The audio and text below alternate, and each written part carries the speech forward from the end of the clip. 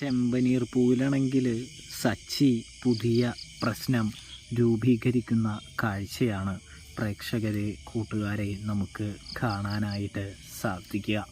സച്ചിയും പോലീസുകാരനും തമ്മിൽ വീണ്ടും കയ്യാങ്കളിയിലേക്ക് പോകുന്നൊരു കാഴ്ച കാണാം.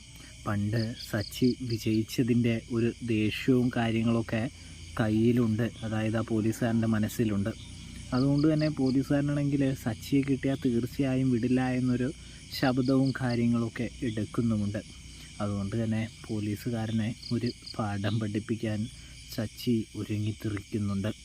അതായത് റോട്ടിലൂടെ പോകുന്ന സച്ചിയെ വീണ്ടും ഓരോന്ന് പറഞ്ഞ് വാശി പിടിപ്പിക്കുകയും ദേഷ്യം പിടിപ്പിക്കുകയും ഒക്കെ ചെയ്യുമ്പോൾ നിയന്ത്രണം വിട്ട് സച്ചി തല്ലുന്നൊരു കാഴ്ച കാണാൻ സാധിക്കും.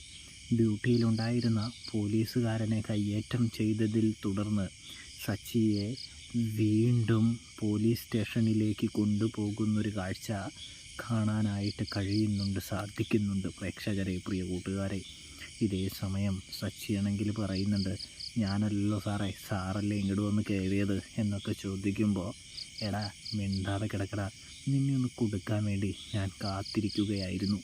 നീ തന്നെ വന്ന് കയറിയത് എന്തായാലും നന്നായി എന്ന് പറയുന്നത് കാണാനായിട്ട് സാധിക്കും പ്രേക്ഷകരെ, കൂട്ടുകാരെ.